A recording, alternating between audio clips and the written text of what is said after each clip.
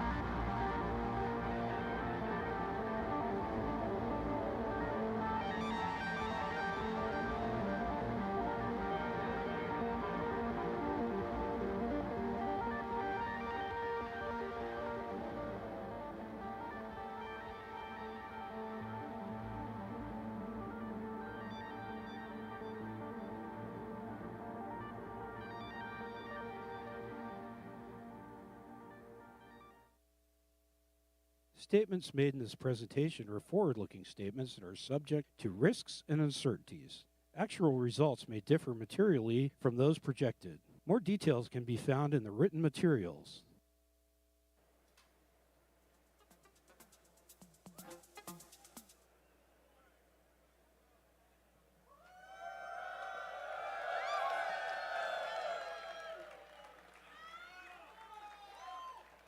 Ladies and gentlemen, here, everywhere, online, around the world, outer space, I'm Franz. And on behalf of everybody at Tesla, welcome to We Robot. Just want to thank Warner Brothers for hosting us here. As you know, this is the birthplace of many epic films, many of them depicting a vision of the future. We're here tonight to experience that future that is closer than you think. And who better than Elon, right, to show us that future? So it looks like Elon's on his way, so let's welcome him up here.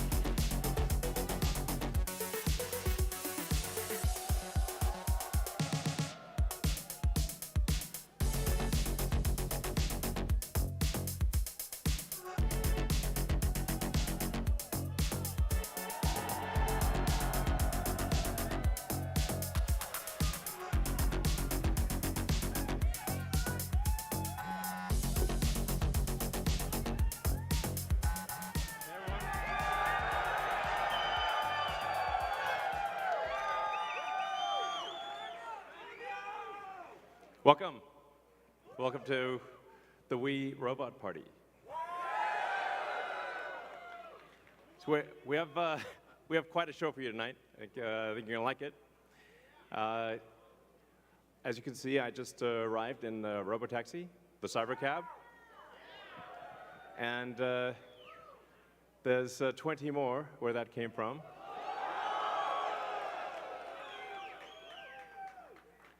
So they've been traveling. There's no people in them, as you can see. The car's just going by with no people.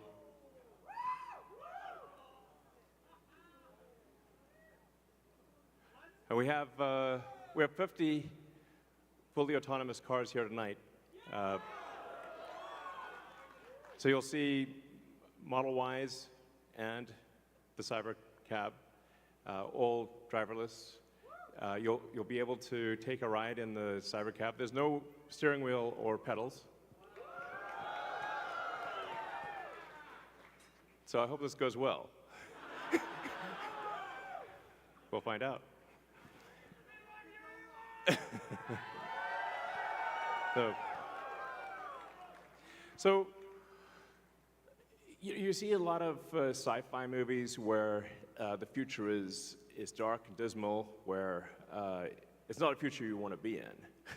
So, like, I love Blade Runner, but I don't know if we want that future. I think we want that duster he's wearing, but not the bleak apocalypse.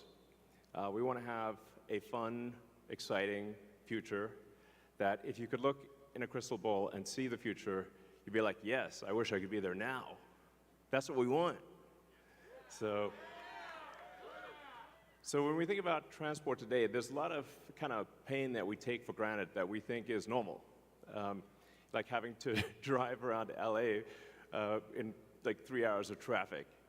Yeah, and people that live in LA, I mean, try to get from Pasadena to, El Segundo during rush hour is like, you can fly to, another city faster than you can get to cross town LA.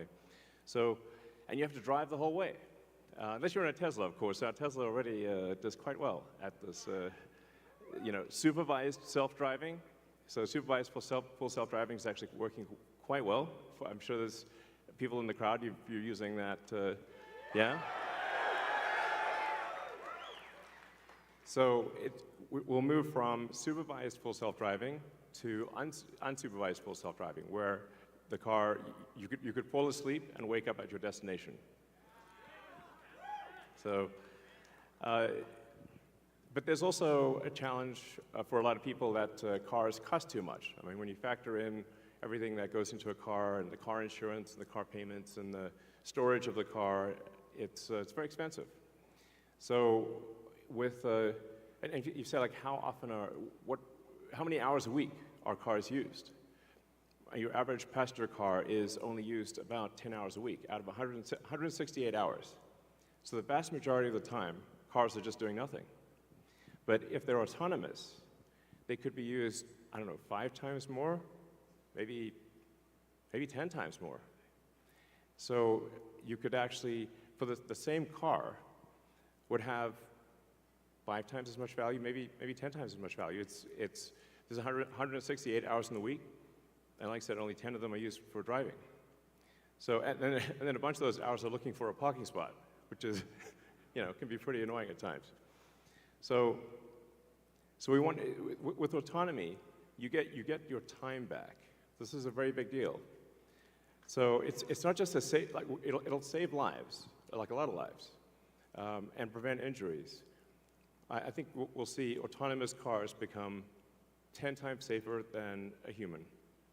I mean, if you think of times past where there used to be an elevator operator in every elevator, but once in a while they get tired and they accidentally shear somebody in half, So now we have automated elevators. You just get in an elevator and you press a button, and you don't even think about it. And it just takes you to the floor. And if you did see an elevator operator with a big relay switch, you'd be like, that's weird. Now that's how cars will be. And it's not just the lives saved in injuries, but if you think about the cumulative time that people spend in a car and the time that they will get back, that they can now spend, well, I guess, on their phones or watching a movie or doing work or whatever you want to do. You can think of the car in an autonomous world as being like just a little lounge. You're just sitting in a comfortable little lounge, and you can do whatever you want while you're in this comfortable little lounge. And when you get out, you will be at your destination. So, yeah, it's going to be awesome.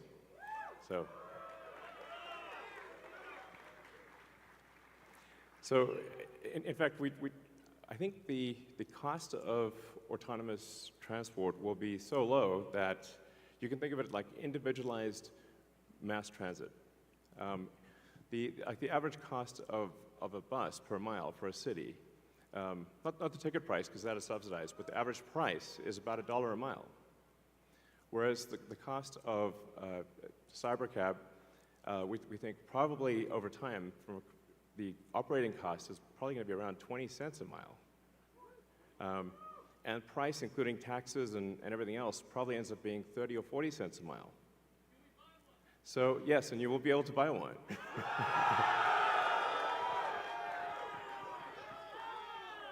Yes, exactly. And we expect the cost to be below $30,000. And I think there'll be an interesting, business model where, like, let's say somebody is an, Uber or Lyft driver today, where they can actually sort of manage a fleet of cars, and like sort of manage, I don't know, 10, 20 cars, and just sort of, take care of them like a shepherd tends their flock. You have your flock of cars, and you're the shepherd, and you take care of your flock of cars.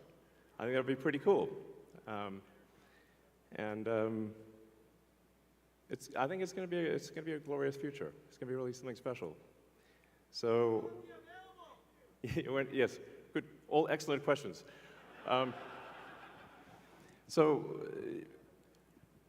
We do expect actually to start fully autonomous, unsupervised FSD in Texas and California next year.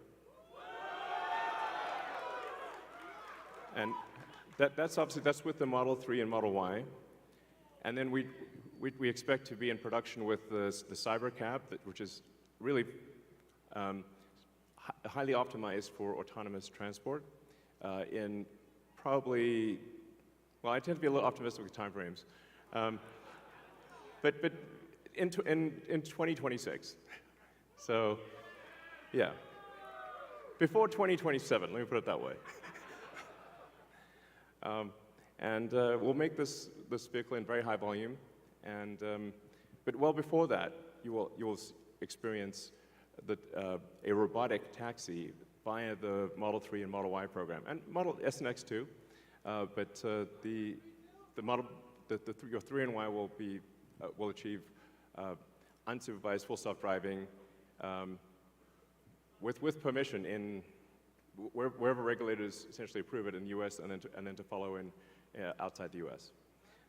So, and Cybertruck too, yes, of course. Sorry, I don't want to forget. Yes. All our cars are basically all cars that we make. So, let's not get nuanced here. All right, next slide. So one of the reasons why the computer can be so much better than a person is that we have millions of cars that are training on driving. So it's like living millions of lives simultaneously and seeing very unusual situations that a person in their entire lifetime would not see. But hopefully, yeah, exactly. So, so with that amount of training data, it's obviously going to be much better than what a human could be, because you can't live a million lives. And it's also, it can see in all directions simultaneously, and it doesn't get tired or text or any of those things. So it will naturally be, like I said, 10, 20, 30 times safer than a human, just for all those reasons. And I want to emphasize that the solution that we have is AI and vision. So there's no expensive equipment needed. So the Model 3 and Model Y and S and X that we make today will be capable of full autonomy unsupervised. And that means that our cost of producing the vehicle is low. Now, we are going to actually overspec the computer for the Cybercab. So our AI5 computer will be somewhat overspec'd. And because I think there's actually also an opportunity, sort of like an Amazon Web Services, where if the car's driving for 50 hours a week, there's still over 100 hours left. And there's a potential there to have a massive amount of distributed inference compute, where if you've got, like, say, a fleet of 100 million vehicles and a kilowatt of efficient inference compute, you have 100 gigawatts of compute, which is really quite substantial. And if it's there, you might as well use it. So, yeah, so that I think will make sense. So, all right. So our autonomous future is here. As I said, we've got 50 Teslas driving autonomously. We're trying to give you a sense of what cities will be like in the future. And when you get in, you'll see like it's really quite a wild experience to just be in a car with no steering wheel, no pedals, no controls, and it feels great. And we have enough vehicles here, so everyone should be able to try it out and experience the set that we've built here. It's a very big set, so it's like really, we've used sort of, I don't know, 20, 30 acres or something like that. It's really big. So it goes on, the ride's long. And we set it up to feel like a ride, like a park ride. So it'll be cool, and you'll get to experience it tonight.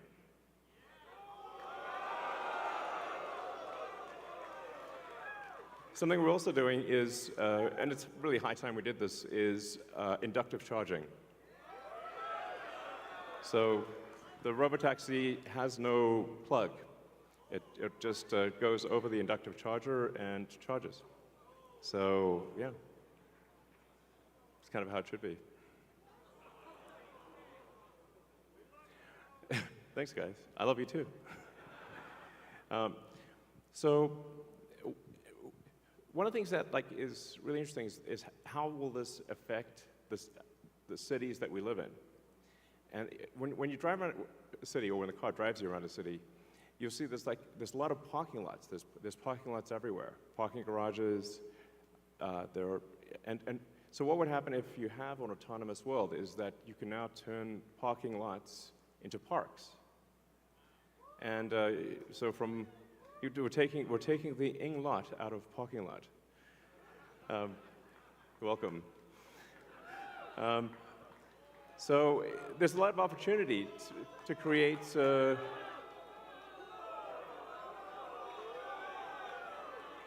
green space in the cities that we live in.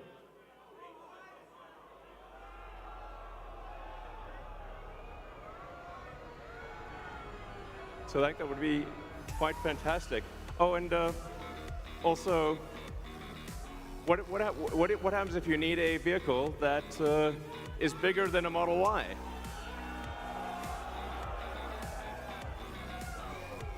The Robovan.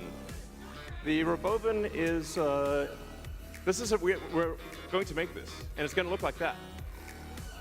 Now, can you imagine going down the streets and you see this coming towards you? That'd be sick.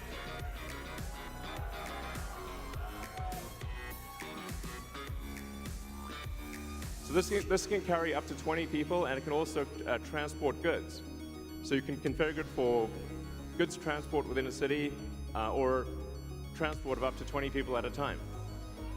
So this is gonna, the Robovan is what's gonna solve for high density. So if you want to take a sports team somewhere, or you're looking to really get the cost of travel down to, I don't know, 5-10 cents a mile, then you can use the Robovan. Some people call it the Robovan, but so yeah. One of the things that we want to do, and we've seen this with the Cybertruck, is we want to change the look of the roads. The future should look like the future.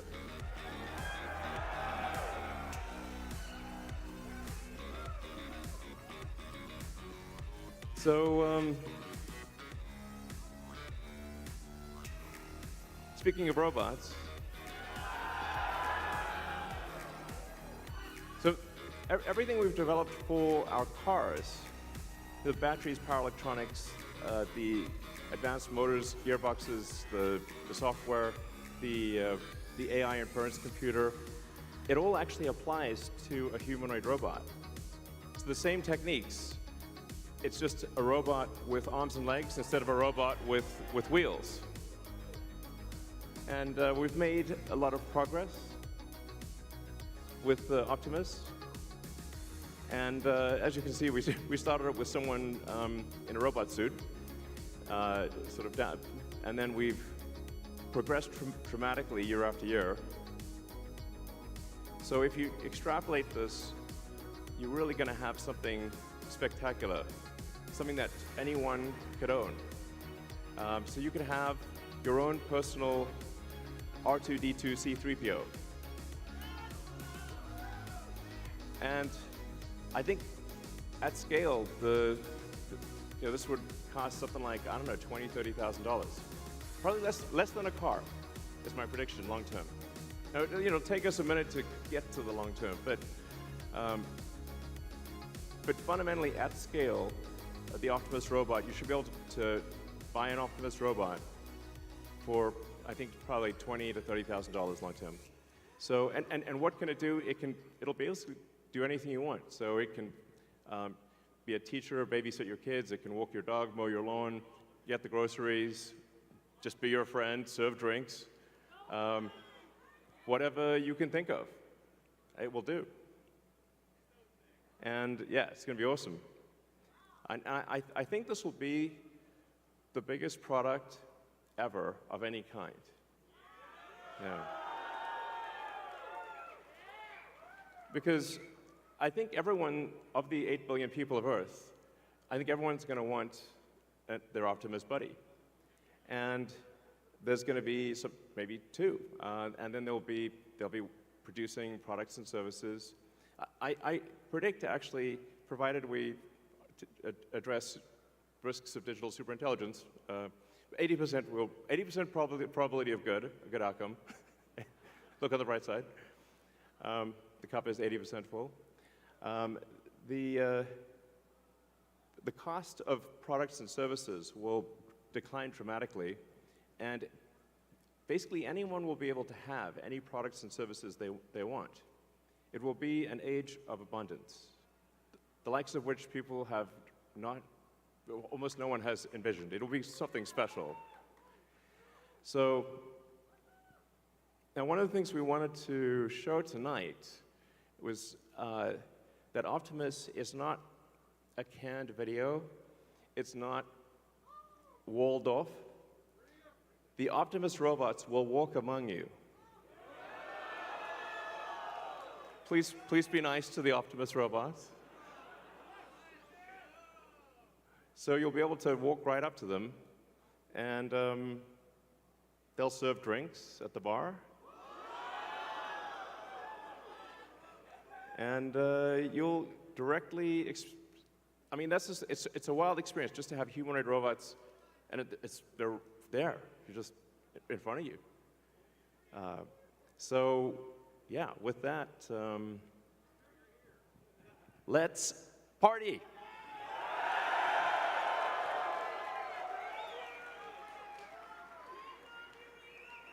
I love you guys too. If you look at that gazebo over there, let's get the party started.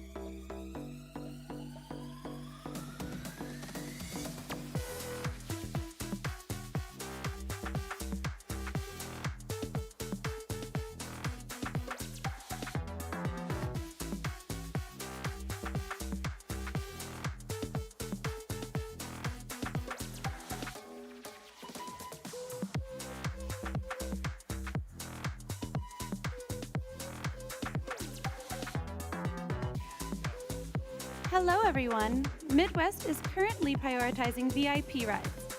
GA guests, please make your way to our other amazing zones to board your robotaxi experience. Thank you.